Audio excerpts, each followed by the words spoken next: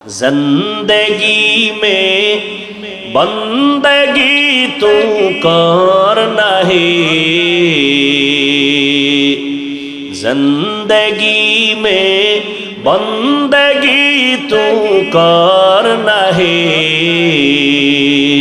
जिंदगी में बंदगी शर्मिंदा है, जिंदगी में बंदगी शर्मिंदा है। दुनिया में हो दुनिया का तलबगार न हो,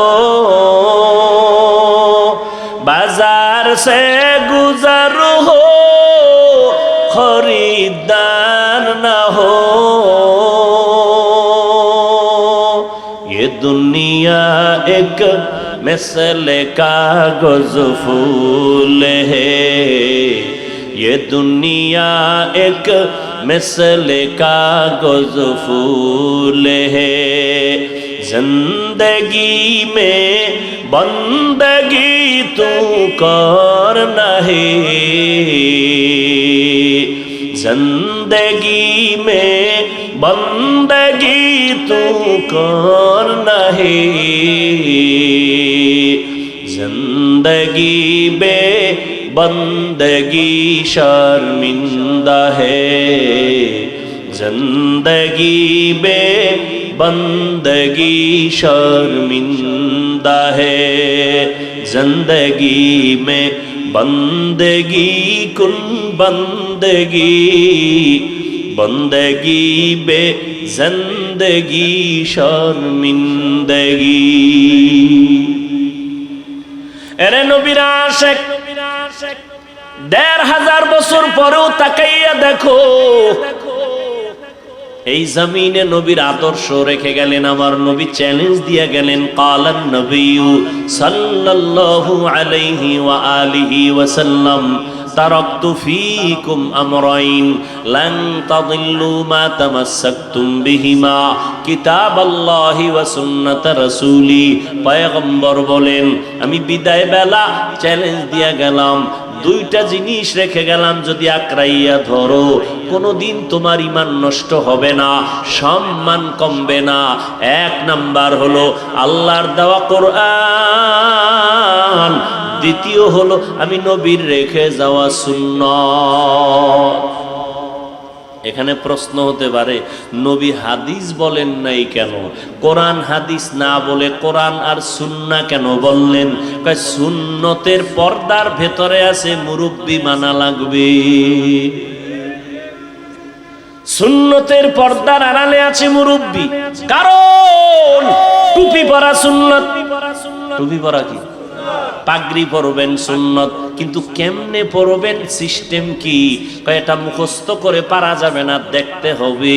কয় কেমনে দেখবা? কয় উলামায়ে আহলে হকেরে দেখো, তারা যেমনে টুপি পরে এমনে পরে, এটাই মদিনাওয়ালার সুন্নত। বলে কেমনে বুঝলাম? কয় তিনি মন গড়া টুপি পরেন নাই, তিনি তার মুরব্বি যারা উলামায়ে আহলে হক তাদের অনুসরণ করেছেন, তারা তাবেঈনদের অনুসরণ করেছেন, তারা তাবেঈনদের অনুসরণ করেছেন। এভাবে যাইতে যাইতে সাহাবায়ে কেরামের অনুসরণ, আবার সাহাবায়ে কেরাম আমার রসুলের অনুসরণ করেছেন। এজন্য নবীও বলে গেছেন, উলামায়ে আহলে হকের তোমরা ফেলে ফেলে দিও না, কারণ এরা আমি মুহাম্মদ সহ সমস্ত নবীদের কলিজার বন্ধু, টাকা পয়সার বন্ধু না, এরা হলো ইলমে নববীর বন্ধু। উলামায়ে আহলে হকের অনুসরণ করো। আল্লাহ কোরআনে বলে দিলেন, উলুল আমর যারা তাদের অনুসরণ করো। এরে নবীর উম্মতের দল, এই করোনায় তা চোখের সামনে দেখায় গেল, ছোট বড় সবাই সামনে আল্লাহ দেখায় দিলেন। করোনার শত শত লাশ, মানুষগুলো মাস্ক পরে আছে, কেউ কাছে যায় না, করোনার ভয়। এমনকি সন্তান পর্যন্ত বাবায় করোনা আক্রান্ত, চিকিৎসার জন্য যায় না, কাছে যায় না। না যাইতে যাইতে বাবায় বিছানায় মরে গেল, লোক লোকেরে টাকা দিয়া কয় লাশটা রাস্তার বাইরে ফেলে দাও। লোকে টাকা পাইয়া গরিবরা ফেলে দিল। সন্তান দরজা লক করে দিল, একবারও খোঁজ নিল না বাবার লাশটা কি কুকুরে খাইলো নাকি জানাজা হলো। এই শত শত লাশ। আমার দেশের কিছু প্রশাসনের পুলিশ ভাই আর অধিকাংশ উলামায়ে কেরাম টুপিওয়ালারা এই করোনার লাশগুলো কাঁধের মধ্যে নিলেন, গোসল করাইলেন, কাফন পরাইলেন, জানাজা পড়াইয়া দাফন করলেন। আল্লাহর হাজার শুকর, একজন টুপিওয়ালাও করোনায় মরে না। আর কি সম্মান দেখতে চাও রে মুমিন? ইহুদিরা আমাদের চূড়ান্ত দুশমন, খ্রিস্টান আমাদের দুশমন, সমস্ত বিধর্মীরা আমাদের দুশমন, এমনকি আমগো মুসলমানের ঘরের মধ্যেও মুসলমানের দুশমন। এরপরেও আল্লাহর শুকর, কোরআনওয়ালাদের সম্মান কমে নাই, কমছে। চোখের সামনে সম্মান। এই সম্মানকে দিছেন। চেয়ারম্যানের চেয়ারের মেয়াদ আছে না নাই? কোরআনওয়ালার চেয়ারের কোনো মেয়াদ আসেনি। এরা দুনিয়াতেও বাদশাহ, পরকালেও বাদশাহ। কয় আলেম আমাদের মধ্যে, আমাদের লাইনের কিছু, আল্লাহ মাফ করুন, কিছু উলামায়ে কেরাম নামদারি, এরা বলে আলেমরা পিছনে থাকবে কেন? তো কি করবে? কয় আলেমরা 5-10 তলা বিল্ডিং করে বিশাল বিজনেসম্যান হবে, সিআইপি ভিআইপি হবে, কোটি কোটি কোটি টাকার বিজনেস করবে, আলেমরা পেছনে থাকবে কেন? আসলে আলেমের কাজ কি? ডাক্তারের কাজ কি? গাড়ি চালানো না মানুষের চিকিৎসা করা? প্রত্যেকের এরকম একটা কাজ আছে। ইঞ্জিনিয়ার সাহেবের কাজ কি? রুগী দেখা না বিল্ডিং এর ডিজাইন করা? বলেন। ঠিক তেমনি ভাবে আলেমের কাজ কি? আল্লাহ কোরআনে বলেন এদের মূল কাজ উম্মতকে হেদায়েতের দাওয়াত দেওয়া। কিসের দাওয়াত? হেদায়েতের দাওয়াত দিবে। আর এদের সম্মানের জন্য যা প্রয়োজন সব আল্লাহ ব্যবস্থা করে দিবে। টাকার পেছনে দৌড়াতে হবে না, টাকা আমার পেছনে দৌড়াবে। ব্যবস্থা কে করবেন? টাকাওয়ালা পায়ের পাশে এসে বসে থাকবে, হুজুর কিছু নেন। কি কুদরত কার? আল্লাহ। কিন্তু ওই হেদায়েতের পথ বাদ দিয়ে যদি কেউ দুনিয়া দুনিয়া দুনিয়া করে, এটা আলেমের শান না। দ্বিতীয় কথা, আলেম পিছায় রইল কই? মসজিদে যাবেন, আলেম পিছে না সামনে? জানাজায় দাঁড়াবেন, আলেম পেছনে না সামনে? মজলিসে যাবেন, উলামায়ে কেরাম আছে, বড় হুজুর আছে, পেছনে না সামনে? মন্ত্রীদের মজলিসে আলেম গেছে, পেছনে না সামনে? এমপি সাহেবের সভায় আলেম গেছে, পেছনে না সামনে? বিবাহের অনুষ্ঠানে আলেম পেছনে না সামনে? কেন বলো বাবা, আলেম পিছাইয়া থাকবে কেন? আলেম পিছনে নাই, তোমার অন্তরটা বড় দুর্বল। আলেমকে আল্লাহ ইলমের কারণে সবার উপরে সম্মান দিয়া রাখছেন। কোটিপতিও আলেমের কাছে এসে দোয়া চায়। এমপি সাহেব দেখলে কয় হুজুর দোয়া করবেন, মন্ত্রী মহোদয় দেখলে বলে দোয়া করবেন। মন্ত্রীদের প্রধান যিনি, তিনিও আলেমদের পেছনে দোয়ার অপেক্ষমান। আল্লাহ তাআলা উলামায়ে কেরামকে ইলমের কারণে সম্মান দিয়া রাখছেন। টাকা দিয়া সম্মান বাড়ানো যায় না। ইলমেরা ইজাজু করদান বেহিসাব, খলকেরা দান জওয়াবে বাসাও। আল্লাহ পাক গরম বললেন ওয়াল আসর, আসরের শপথ। সব মানুষ কি বলেন? এবার মানুষ এই কথা শুনে খুশি। আল্লাহ কয় না, আমি কিন্তু লাগের নামের ব্রেক লাগাই দিছি। ইল্লা, কিন্তু সবাই না। ওদিকে রহমতের নবী শুরুতেই দয়ার আওয়াজ দিয়া বলেন কুল্লু উম্মতি ইয়াদখুলুনাল জান্নাহ, সব উম্মতেরা জান্নাতি। নরম নবীর নরম কথা আগে এসে গেছে, কিন্তু এরপরে কন্ট্রোলে আইনা মায়া লাগাইয়া কাছে আইনা কয় তুই যাইতে পারবি না, কারণ তুই আমার আদর্শ মতো দাড়ি রাখো না। তুই যাবি জান্নাতে, তবে দুই একটা ফিডা ফাটা খাইয়া। রহমতের নবী আমার পুরাটাই দয়ার সাগর। এজন্য আল্লাহ বললেন, আমি নবী আপনাকে পাঠাই নাই, হ্যাঁ পাঠিয়েছি জগৎ সমূহের রহমত করে। কেমন দয়ার নবী আমার! আমি তরজমা করেছি জগৎ সমূহের জন্য রহমত।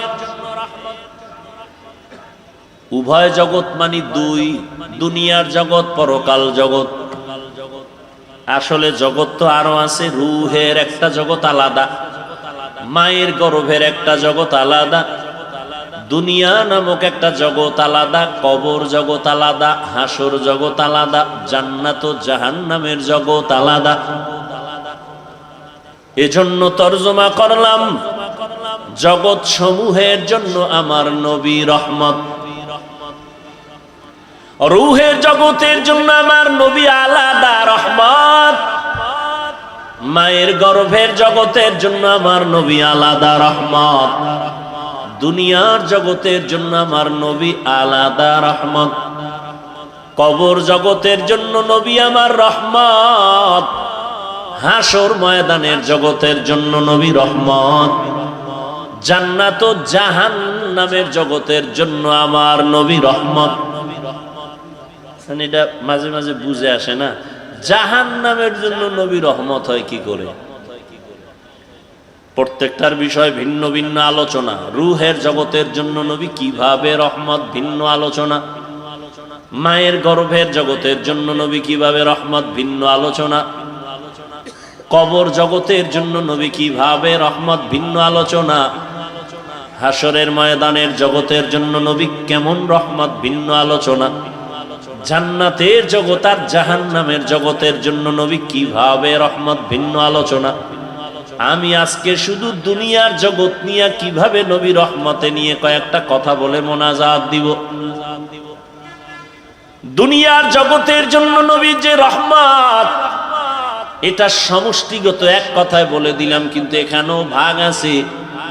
রহমতের নবী মানুষের জন্য আলাদা রহমত, জিনদের জন্য নবী রহমত, পশু পাখির জন্য নবী রহমত, উড়ন্ত পাখিদের জন্য নবী রহমত, সমুদ্রের প্রাণী মাছের জন্য নবী রহমত। আবার এই মানুষের ভেতরে পুরুষের জন্য নবী আলাদা রহমত, নারীর জন্য নবী আলাদা রহমত, বেঈমানের জন্য নবী আলাদা রহমত, মুমিনের জন্য নবী আলাদা রহমত। পুরুষের জন্য নবী যেমন রহমত, নারীদের জন্য আলাদা রহমত। কেমন মায়ার নবী আমার!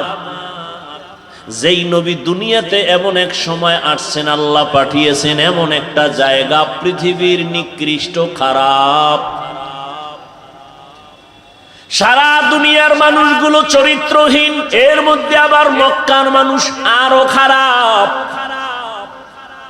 সারা দুনিয়ার মানুষ এত খারাপ কেন? এদের মাথায় পরিচালনার কোনো মুরব্বী ছিল না, নবী নাই, ঈসা নবী নাই, মুসা নবী নাই, কোনো মুরব্বী নাই। যে যার মন মতো চলে, যে যার মন মতো চলে, যা বুঝে সেটাকেই প্রাধান্য দেয়। আল্লাহর কসম করে বলি, ওখান থেকে এখানে শিক্ষা নেও। যারা মুরব্বী মানে না, যারা ইমাম মানে না, এরা মরার আগেই দুনিয়া তার ধ্বংসের জীবন হয়ে যায়। আউযুবিল্লাহ পারে না, বিসমিল্লাহ পারে না, BA pass, IA pass, MA pass, আসসালামু আলাইকুম এই দুইটা শব্দ শুদ্ধ করে পারে না। হে চাপাবাজি করে, আমি কোনো হুজুর মানি না, মাওলানা মানি না, ইমাম মানি না, আমি কোরআন হাদিস মানি। তুমি আরবি কোরআন বুঝো না, হাদিসের আরবি পড়তে পারো না, তুমি কি মানবা? কি মানবা? তোমার এই কথাটা 100% মিথ্যা কথা। আমরা আলেম ওলামার পিছনে দৌড়াইয়াও নিজের ঈমান আমল ঠিক রাখা বড় কঠিন। আর তুমি যে কও আমি কাউকে মানি না, তাহলে বুঝতে হবে তুমি কাউকে না মানলেও এক পর্যায়ে তোমার শয়তানকে মানা হয়। কাকে মানা হয়? শয়তান। শয়তান 3 দল। কয় দল? জিন শয়তান, মানুষ শয়তান, নফস শয়তান। নফসটা ভিতরে আছে না নাই? ভিতরে বয়ে কারবার করতেছে। হুজুর মানি না, আলেম মানি না, কিচ্ছু মানি না। মক্কার মানুষ সহ পৃথিবীর মানুষ রসুল আসার আগে খারাপ হয়ে গেল কেন? মুরব্বি নাই, মন মতো চলে। এমন এক সময়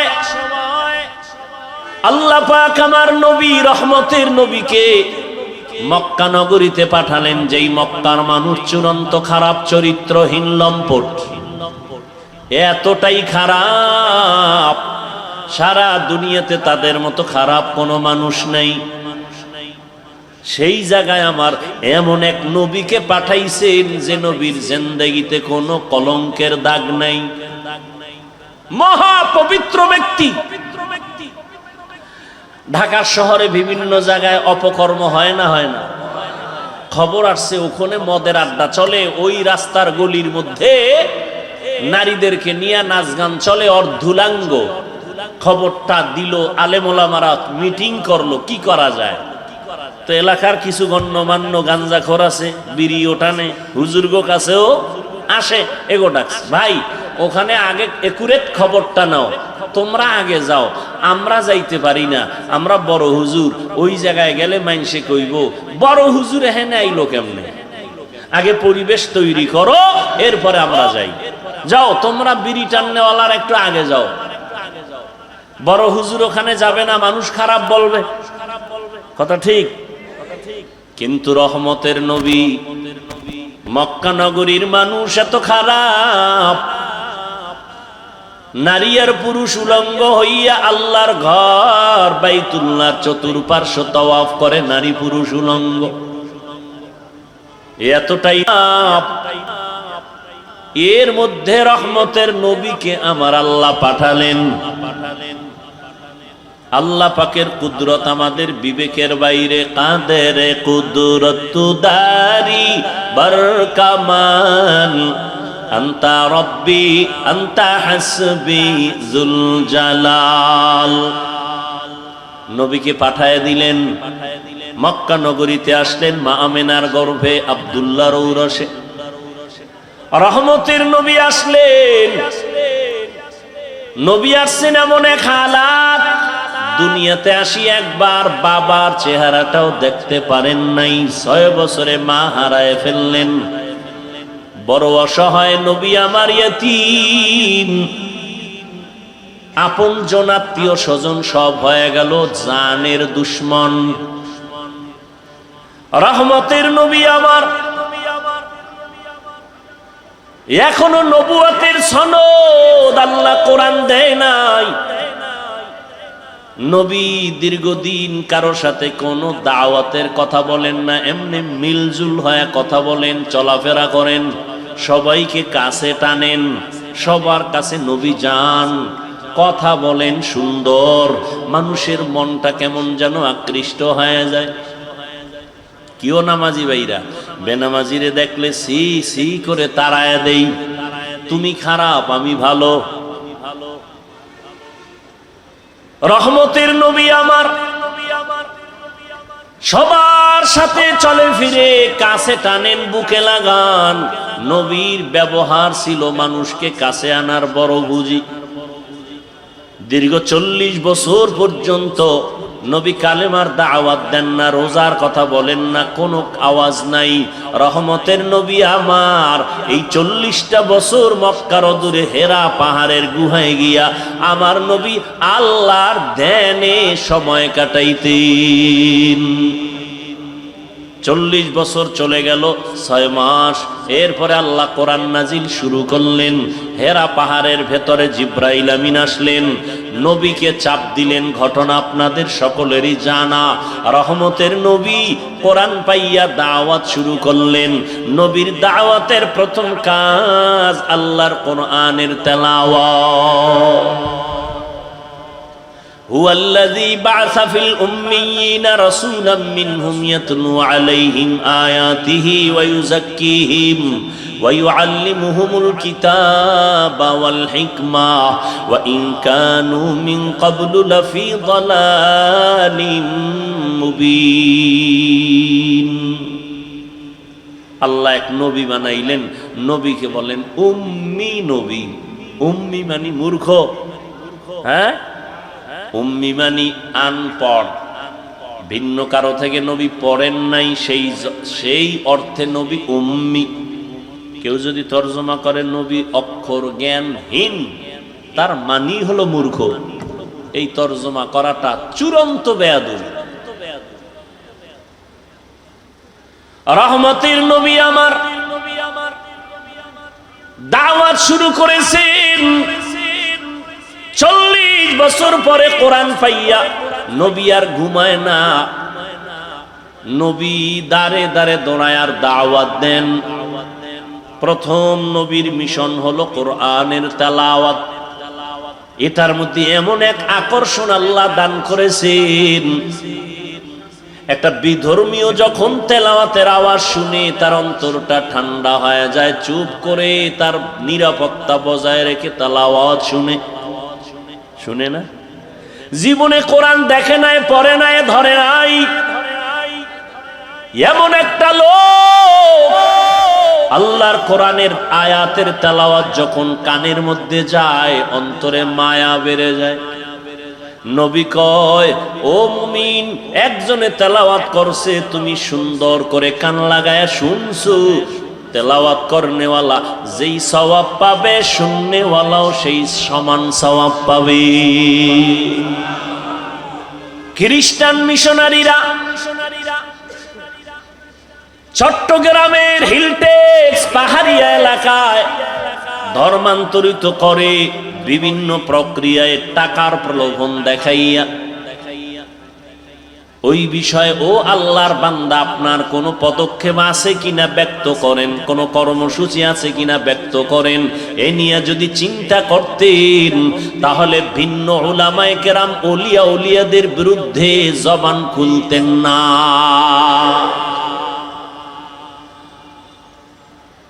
তাবলীগের বিরোধিতা, চরমনায়ের বিরোধিতা, উজানির বিরোধিতা, এটা ট্রেডিশন বানায় ফেলছে। এদের বিরোধিতা করতে পারলেই মনে করে সে খুব দামি হয়ে গেছে। আল্লাহ এর থেকে আমাদের সমস্ত উলামায়ে কেরামদেরকে হেফাজত করেন। ত্রুটির ঊর্ধ্বে তো কেউ না, কিন্তু তার মানে কি এই ত্রুটি নিয়ে রাস্তায় পোস্টারিং করা, চিল্লাচিল্লি করা? আল্লাহ হেদায়াত দান করেন। ইল্লাল্লাহ জিকির একটা সমস্যা ধরে নিলেন। আচ্ছা, এই ইল্লাল্লাহ জিকিরটা পৃথিবীর কোন তরিকায়, কোন পীর, কোন অলি, কোন আউলিয়া পৃথিবীতে রাসূল থেকে শুরু করে আজ পর্যন্ত কেউ বলে নাই যে তুমি জিকিরের আসনে বৈশাই শুরুতে তুমি ইল্লাল্লাহ শুরু করবা। পৃথিবীর কোন তরিকায় নিয়ম নাই। কি নিয়ম? বলে তুমি বসে দীর্ঘ সময় পুরা কালেমা পড়ো, লা ইলাহা ইল্লাল্লাহ। লা ইলাহা মানে কি? কোন ইলাহ, কোন মাবুদ, কোন রিজিক দাতা, কোন আইন দাতা, কোন বিধান দাতা ইল্লাল্লাহ কেউ নাই। কে আছেন? তাহলে একমাত্র আল্লাহই আছেন, কোন ইলাহ নাই আল্লাহ ব্যতীত, তার মানে আল্লাহই আছেন। তাহলে আমি আল্লাহ আছেন, আল্লাহ আছেন লা ইলাহা শব্দে বুঝায় না, ইল্লাল্লাহ শব্দটায় বুঝায় আল্লাহ আছেন। লা ইলাহা নফি, ইল্লাল্লাহ হলো ইসবাত। লা ইলাহা মানে কোনো ইলাহ নাই, ইল্লাল্লাহ মানে আল্লাহই আছেন। কে আছেন? এটা দীর্ঘ টাইম পুরা কালেমাটা পড়ার পরে অন্তরে ধ্যান করলাম, আল্লাহ ব্যতীত আর কোনো মাবুদ নাই, একমাত্র আল্লাহই আছেন। এটা অন্তরে বসানোর পরে দীর্ঘ টাইমের পরে এক পর্যায়ে বললাম শুধু ইল্লাল্লাহ ইল্লাল্লাহ ইল্লাল্লাহ, একমাত্র আল্লাহই আছেন, আল্লাহই আছেন, আল্লাহই আছেন, আর কেউ নাই। আর কেউ নাই কথাটা তো আগেই বলে ফেলেছি। এখন সংক্ষিপ্ত আকারে আমি আমাকে সাধনার রাস্তায় নিয়া মজবুত অর্জন নিয়া আল্লাহর হাজির ও নাজিরটাকে অন্তরে ঢুকাইলাম। আল্লাহই আছেন, আল্লাহই আছেন, আল্লাহই আছেন। আমি যে এতদিন বলি আমি আছি, আমার বাড়ি, আমার টাকা, আমার ঘর, আমার না, একমাত্র সব কিছুর মূলে আমার আল্লাহ, আর কেউ না, আর কেউ। তাহলে ইল্লাল্লাহ যদি কেউ সমস্যাটা ধরে, কথার কথা, তাহলে লা ইলাহা ইল্লাল্লাহর এটা তো সমস্যা নাই, তো এটা বলেন না কেন যে না ওনাদের মধ্যে একটা ভালো গুণ আছে, খালি দোষটাই বলবেন। আর এই যে জিকিরের তালিম, এটা চরমনাইওয়ালারা জন্ম দেয় নাই, উজানির কারি ইব্রাহিম জন্ম দেয় নাই, আবিষ্কার করে নাই। উজানির কারি ইব্রাহিম রহমাতুল্লাহ আলাইহি রশিদ আহমদ গঙ্গুহি রহমাতুল্লাহ আলাইহি থেকে সবক নিলেন, তিনিও মন থেকে নিজে আবিষ্কার করেন নাই। হাজী ইমদাদুল্লাহ মুহাজির মক্কি রহমাতুল্লাহ আলাইহি থেকে সবক নিলেন। তাহলে গালিটা তুমি চরমনাইকে দাও কেন, উজানিকে দাও না? উজানিকে না দিয়া রশিদ আহমদ গাঙ্গুহিকে দাও, সাহস থাকলে। রশিদ আহমদ গাঙ্গুহিকে একটু আগে আবরার সাহেব বলে গেলেন ফকিহুন নফস। ভাইরা আমার, আর এই সমস্ত বিরোধিতার কারণে ইসলামের কি উপকার হয়েছে বলো? হিংসা ছাড়া কিছুই বাড়ে নাই। সালাম ভাইজানেরা দেয় না, আমরা দিলেও সালাম নেয় না, এর নাম মুসলমান? হ্যাঁ, আল্লাহ হেদায়েত দান করুন। ওয়ামা আরসালনাকা ইল্লা রাহমাতাল লিল আলামিন। রহমতের নবী আসলেন, মক্কা নগরীর চূড়ান্ত মানুষগুলো রহমতের নবীর মাত্র 13 বছরের মেহনতে এতটা দামি হয়ে গেল। যেই মক্কার মানুষগুলো কন্যাদের অপছন্দ করে, নারীদেরকে অপছন্দ করত, নিজের বাবা হইয়া মেয়েটাকে পাথর চাপা দিয়ে মেরে ফেলতো, মেয়ে পছন্দ করে না। আমাদের সমাজে এখনো কিছু কুলাঙ্গার আছে, কন্যা পছন্দ করে না। কন্যা হইলে স্ত্রীর সাথে ঝগড়া লাগায়, কথা বলে না, রাগ করে। মাইয়া হলো কেন? আচ্ছা, ছেলে হোক মেয়ে হোক, এটা কি স্ত্রীর দোষ? যদি কেউ দোষ আঙ্গুল দেখায় তো স্বামীর দিকে দেখাইতে পারে, স্ত্রীর দিকে দেখাবে কেন? আল্লাহকে কোনো দিকে দেখায় লাভ? ছেলে মেয়ে দেওয়ার মালিককে।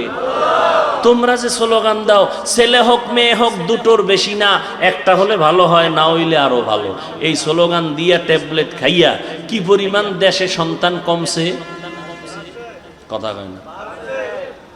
সত্য কথাটা বলতে কষ্ট হয়। কি বাংলাদেশে ট্যাবলেট খাওয়ার পরে জনসংখ্যা কমছে? বলেন বলেন। এখন কিছু চালাকরা কইবে হুজুর এটা তো আপনারা বাড়াইছেন, আমরা তো মোটামুটি ট্যাবলেট খাইয়ে লাইনে আছি। আচ্ছা দেখেন তো এই প্যান্ডেলের ভিতরে হুজুর বেশি না ভিন্ন লাইনের মানুষ বেশি? বলেন, তা হুজুরেরা বাড়াইলো কই? বিষয় কি? বান্দা চাইলে কিছুই হয় না, আল্লাহ চাইলে সব হয়। নমরুদ্দা পাল্লা দিছে, ইব্রাহিমকে আসতে দিবে না, ফিরাইতে পারছে? আল্লাহর সাথে পাল্লা দিয়া কেউ আগাতে? ফেরাউন চাইলো মুসা নবীকে আসতে দিবে না, আল্লাহ মুসা নবীকে পাঠাইছেন। ওই বেঈমানের ঘরে টাকা দিয়া লালন পালন করায়া মুসা নবীরে বড় বানাইলেন। থাপ্পড় লাগায়া ফেরাউনের গালের মধ্যে ফেরাউনের একটু উদ্বোধন করায় দিলেন, ওই ফেরাউনের ইতি টানায় দিলেন মুসা নবীর মাধ্যমে। আল্লাহ চাইলে সব হয়, বান্দা চাইলে কিছুই হয় না।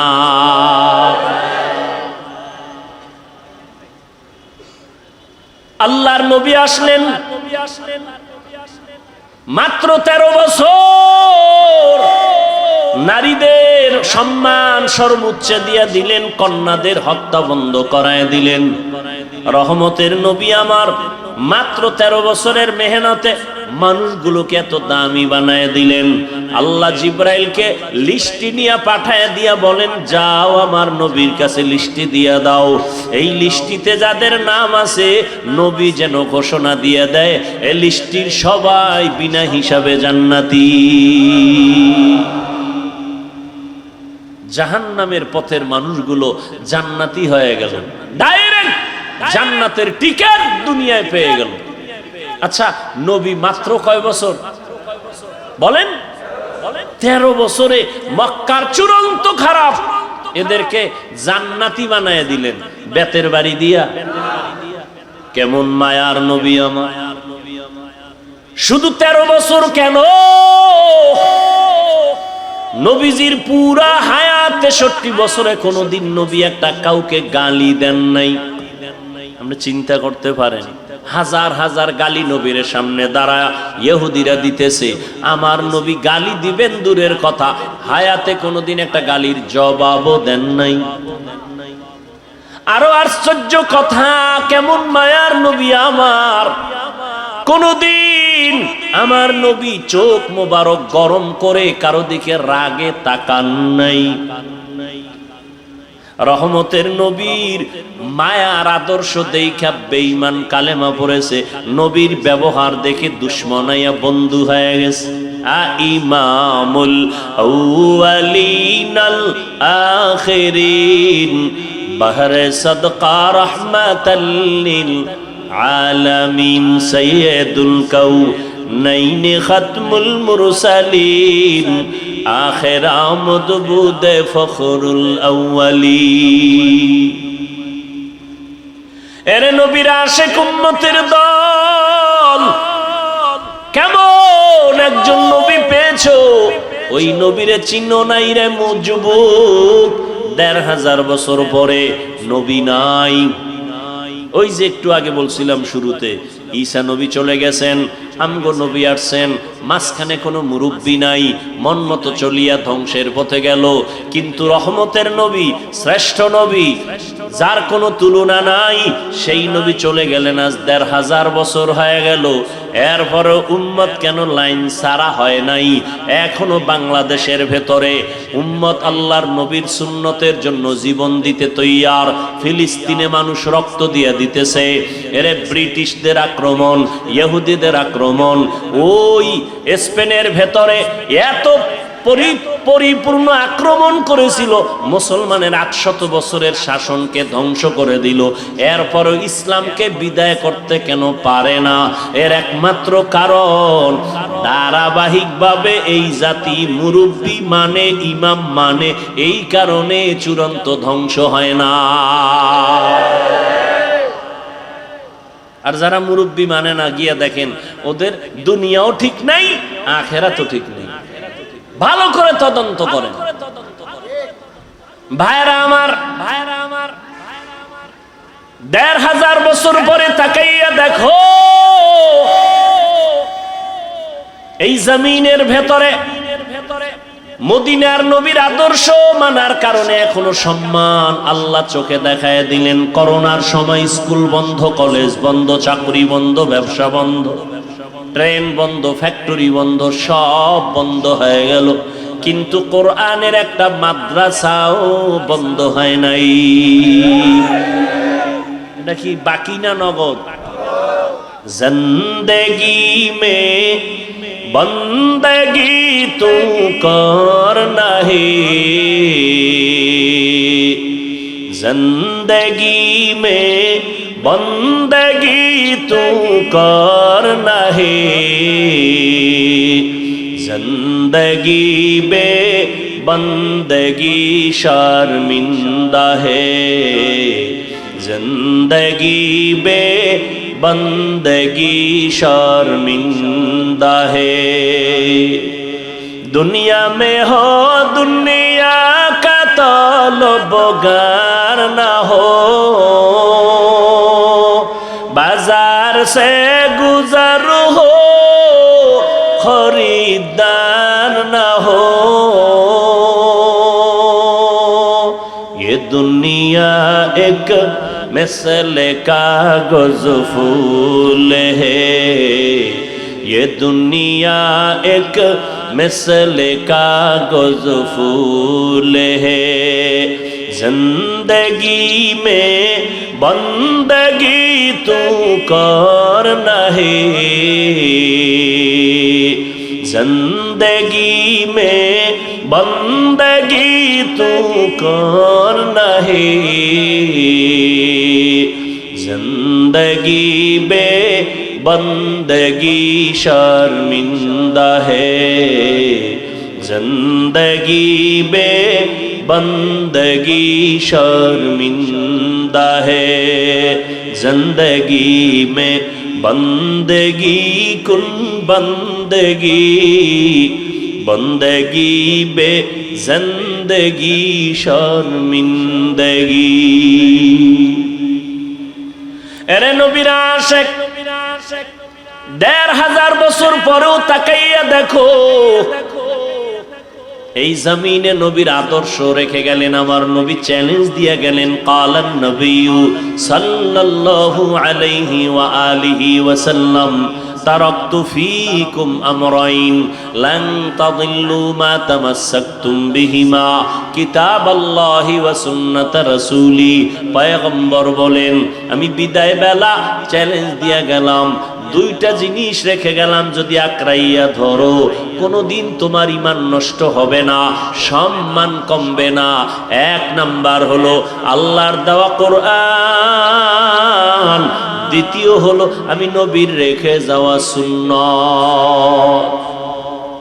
এখানে প্রশ্ন হতে পারে, নবী হাদিস বলেন নাই কেন? কোরআন হাদিস না বলে কোরআন আর সুন্নাহ কেন বললেন? কয় সুন্নতের পর্দার ভেতরে আছে মুরব্বি মানা লাগবে, সুন্নতের পর্দার আড়ালে আছে মুরব্বি।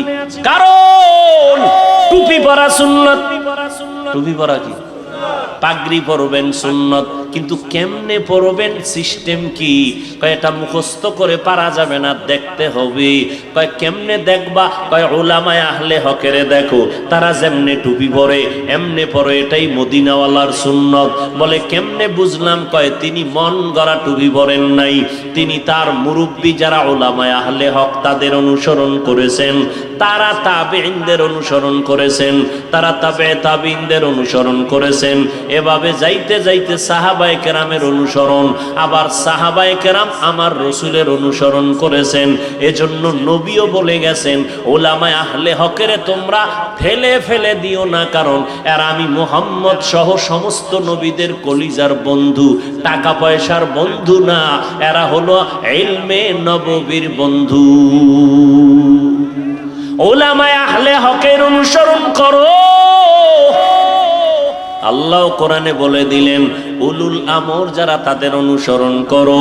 এরে নবীর উম্মতের দল, এই করোনায় তা চোখের সামনে দেখায় গেল, ছোট বড় সবাই সামনে আল্লাহ দেখায় দিলেন।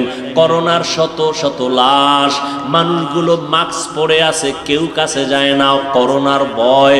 এমনকি সন্তান পর্যন্ত বাবায় করোনা আক্রান্ত, চিকিৎসার জন্য যায় না, কাছে যায় না। না যাইতে যাইতে বাবায় বিছানায় মরে গেল, লোকেরে টাকা দিয়া কয় লাশটা রাস্তার বাইরে ফেলে দাও। লোকে টাকা পাইয়া গরিবরা ফেলে দিল, সন্তান দরজা লক করে দিল, একবারও খোঁজ নিল না বাবার লাশটা কি কুকুরে খাইলো নাকি জানাজা হলো। এই শত শত লাশ।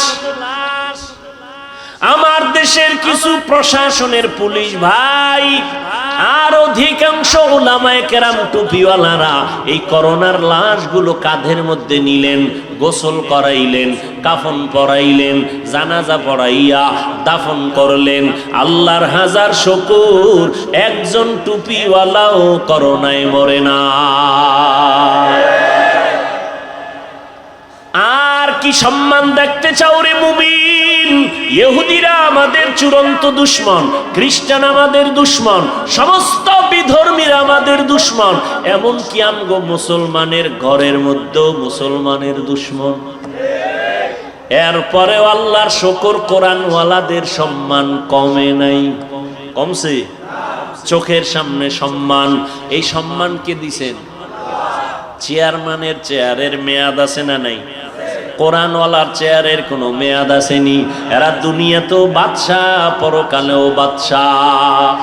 কয় আলেম আমাদের মধ্যে, আমাদের লাইনের কিছু, আল্লাহ মাফ করুন, কিছু উলামায়ে কেরাম নামদারি এরা বলে আলেমরা পিছনে থাকবে কেন? তো কি করবে? কয় আলেমরা 5-10 তলা বিল্ডিং করে বিশাল বিজনেসম্যান হবে, সিআইপি ভিআইপি হবে, কোটি কোটি কোটি টাকার বিজনেস করবে, আলেমরা পেছনে থাকবে কেন? আসলে আলেমের কাজ কি? ডাক্তারের কাজ কি? গাড়ি চালানো না মানুষের চিকিৎসা করা? প্রত্যেকের এরকম একটা কাজ আছে। ইঞ্জিনিয়ার সাহেবের কাজ কি? রুগী দেখা না বিল্ডিং এর ডিজাইন করা? বলেন।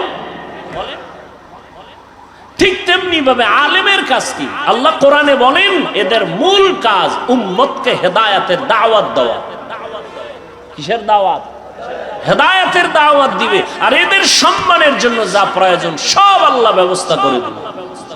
টাকার পেছনে দৌড়াতে হবে না, টাকা আমার পেছনে দৌড়াবে। ব্যবস্থা কে করবেন? টাকাওয়ালা পায়ের পাশে এসে বসে থাকবে, হুজুর কিছু নেন। কি কুদরত কার? আল্লাহ। কিন্তু ওই হেদায়েতের পথ বাদ দিয়ে যদি কেউ দুনিয়া দুনিয়া দুনিয়া করে, এটা আলেমের শান না। দ্বিতীয় কথা, আলেম পিছায় রইল কই? মসজিদে যাবেন, আলেম পিছে না সামনে? জানাজায় দাঁড়াবেন, আলেম পেছনে না সামনে? মজলিসে যাবেন, ওলামায়ে কেরাম আছে, বড় হুজুর আছে, পেছনে না সামনে?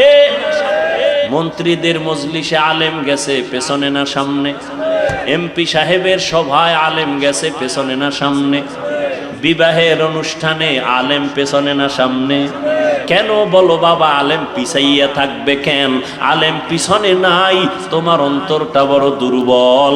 আলেমকে আল্লাহ ইলমের কারণে সবার উপরে সম্মান দিয়া রাখছেন। কোটিপতিও আলেমের কাছে এসে দোয়া চায়। এমপি সাহেব দেখলে কয় হুজুর দোয়া করবেন, মন্ত্রী মহোদয় দেখলে বলে দোয়া করবেন। মন্ত্রীদের প্রধান যিনি, তিনিও আলেমদের পেছনে দোয়ার অপেক্ষমান।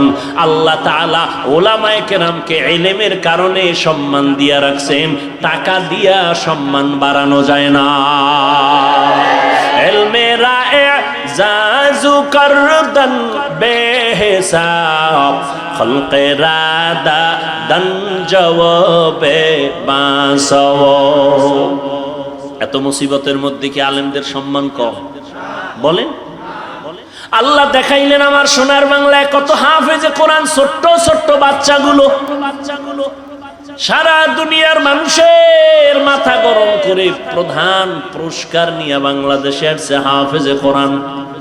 আছে না নাই? এই সম্মান দিছেন কে? আল্লাহ দিছেন। অতএব নবী চ্যালেঞ্জ দিয়ে বলছেন দুই জিনিস ধরে রাখো, কোরআন আর নবীর সুন্নাহ। এই দুই জিনিস যদি পেতে চাও, উলামায়ে আহলে হকের পেছনে ছাড়া যা পাওয়া যাবে না। আর উলামায়ে কেরাম তৈরি হয় কলেজে না মাদ্রাসায়? মাদ্রাসায়। মাদ্রাসাকে সম্মান করো। আমি এটা বলি না আমার যুবক ছেলেরা মাদ্রাসায় চলে আসো, স্কুল কলেজ বন্ধ করে দাও, না, একবারও বলি না। স্কুলে পড়ো আলহামদুলিল্লাহ, কলেজে পড়ো আলহামদুলিল্লাহ, ডাক্তার হও আলহামদুলিল্লাহ, ইঞ্জিনিয়ার হও আলহামদুলিল্লাহ, প্রফেসর হও আলহামদুলিল্লাহ। তবে খবরদার আমার দাবি বেয়াদব হইও না। তোমার ব্যবহারে যেন মা বাবা কষ্ট না পায়, তোমার আচরণে যেন উলামায়ে কেরাম কষ্ট না পায়, তোমার ব্যবহারে যেন মুরব্বীরা কষ্ট না পায়। 5 ওয়াক্ত নামাজ পড়ো, মা বাবার দোয়া নিয়ে চলো, উলামায়ে কেরামের পরামর্শ নিয়ে চলো। ও যুবক বাবারা, তোমার মতো কত যুবক জীবনে মাদ্রাসায় পড়ে নাই, স্কুল কলেজে পড়িয়া 5 বেলার নামাজ পড়ে। সত্য কথার সাক্ষী দাও, আছে না নাই? তুমি কেন পারবা না? ও যুবক বাবা, তোমার মতো যুবক রাস্তায় গাড়ি চালায়, ড্রাইভারি করে, 5 বেলার নামাজ পড়ে, আছে না নাই? তুমি কেন পারবা না রে বাবা?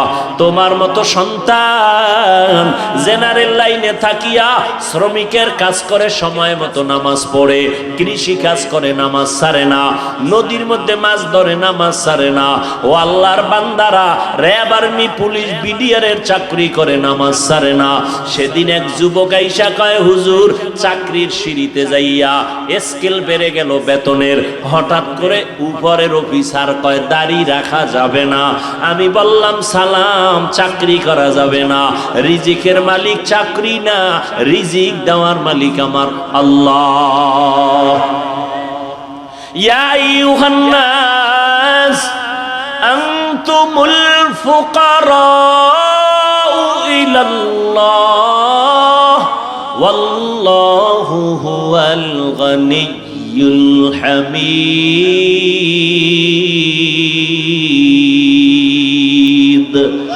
गर तवक्कुल मी कुनी हर सुबह शाम मीरा सानत रस्ते तू अजला मकाम जुज़्बा हक चीज़े मखाज इंसुजा फजले उआ मस्ते दर जुमला जहा। আল্লাহ বলেন, ও মানুষ তোমরা সবাই ফকির, আমি আল্লাহ প্রশংসিত ধনী। আল্লাহ পাক প্রশংসিত ধনী, রিজিকের মালিক আমার আল্লাহ। ও যুবক, চেয়ারম্যান, মেম্বার, এমপি, মন্ত্রী 5 ওয়াক্ত নামাজ পড়ে নাই, দোকানদারি করে, কোটি টাকার ব্যবসা করে, হারাম খায় না, নামাজ ছাড়ে না, অভাব নাই। তোমার মনটাকে একটু প্রশ্ন করো, তুমি কেন পারো না রে বাবা? তোমার মতো যুবক 5 বেলার নামাজ পড়ে, কলেজে দৌড়ায়, স্কুলে দৌড়ায়, তুমি কেন পারো না? ঢাকা কলেজের বারান্দায় গিয়া দাঁড়াও, সলিমুল্লাহ হলের কিনারায় দাঁড়াও, জাহাঙ্গীরনগরের কিনারায় দাঁড়ায়, দেখবা পাগড়িওয়ালা সন্তান হাঁটে, মনে হয় যেন বাইতুল মুকাররমের একজন খতিব। কয় না, আমি জীবনে খতিবগিরি করি নাই। কই পড়ো? বলে ঢাকা কলেজে। এমন সুরাত কেন পাগড়ি লাগানো? বলে আমার মাওলার কোরআনওয়ালা উলামায়ে কেরামের নেক দোয়া, উলামায়ে আহলে হকের সোহবাত। ও যুবক, তুমি ডাক্তার হও বাধা নাই, ইঞ্জিনিয়ার হও বাধা নাই, জেনারেল লাইনে থাকো বাধা নাই, চাকরি করো, ব্যবসা করো বাধা নাই, 5 বেলার নামাজ পড়ো, মা বাবার দোয়া নিয়ে চলো, উলামায়ে কেরামের পরামর্শ নিয়ে চলো। ও পর্দার আড়ালের মা বোনেরা, আপনার মতো কত মা পর্দা করে, নামাজ পড়ে, স্বামীর মাল হেফাজত করে, অভাব নাই, আপনারা কেন পারেন না? অবৃদ্ধ বাবাজি, আপনার মতো কত বুড়া মানুষ হাতে লাঠি নিয়ে মসজিদে গিয়া নামাজ পড়ে, আপনি কেন পারবেন না? এখনো সময় আছে তওবা করার। মনটাকে ছোট করে আল্লাহর কাছে তওবা করেন মনে মনে। আল্লাহকে বলেন, হেদায়ার মালিক, জীবনে কত শয়তানের ধোকায় পড়ে নামাজ ছাড়লাম, বেপরদায় চললাম, দাড়ি কাটলাম, কত মানুষের ক্ষতি করলাম, রহমতের নবীর আদর্শ চিনলাম না, চিনার চেষ্টাও করলাম না। আজকে থেকে তওবা করে নিলাম, নবীর তরিকার বাহিরে চলবো না, নবীর আদর্শ নিয়ে চলবো, মা বাবার দোয়া নিয়ে চলবো, উলামায়ে কেরামের পরামর্শ নিয়ে চলবো। আর কোনোদিন দাড়ি কাটবো না, বেপরদায় চলবো না, নামাজ ছাড়বো না। হেদায়াতের মালিক আমার আল্লাহ, ইজ্জতের মালিক আমার আল্লাহ। আবু জাহাল নবীজির বয়ান শুনিয়াও কালেমা পড়তে পারলো না, কপাল পোড়া। আর ওমরের মতো বান্দা নবীর কল্লা কাটতে গিয়া কালেমাওয়ালা মুসলমান হয়ে গেল।